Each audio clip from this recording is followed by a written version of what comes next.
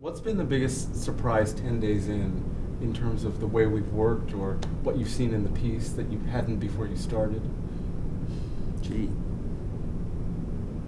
You can answer that one. How deep it is.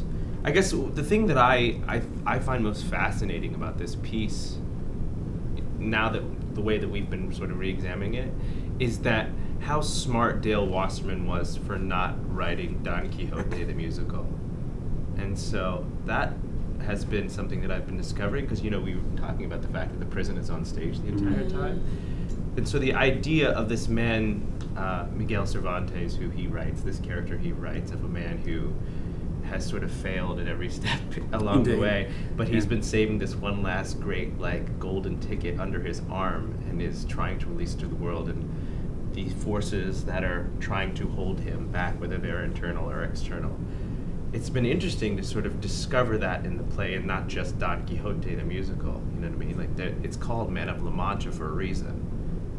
And you're not going to see Don Quixote the musical. You're seeing something deeper than that. Yeah, that's true. And he was so clear when he wrote it that it's not an adaptation of Don Quixote. It is a few hours in the life of Cervantes. And I think it's the biggest lesson if you think about adaptation of a book or a novel into a musical. When they try to do the whole thing, it gets lost. And this is just the tiniest snippets of Don Quixote's story. And somehow it captures the spirit of what we think Don Quixote was in a way that is much more truthful and alive than if we had done the whole thing. It's amazing also that 1965, this was not the likely candidate for a hit musical. No. There was no chorus. There were no glitzy sets and costumes. They didn't have the same exact concept that we did, but it was an Inquisition prison, and it was not aesthetically beautiful.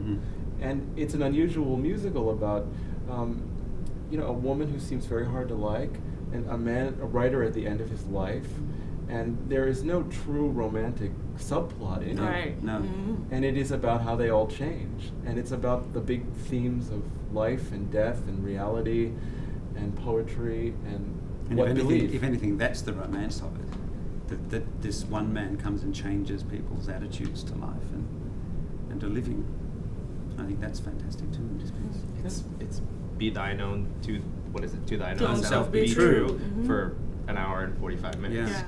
I hope it's entertaining. It's an interesting piece. We've talked about it in every moment because 1964-65 were transitional years in musical theater. This was an unusual piece. It was modern in so many ways. It had so many breakthroughs in terms of the way a musical was written. It also has some very traditional elements, charm songs, funny things, comic moments, and it lives firmly with a foot in the traditional and a foot in the progressive and unusual. So it's a really interesting hour, 45 minutes of theater, because you get all of the last 50 years of musical theater in a very short amount of time. And I know our production will find a cohesive way to balance all of that.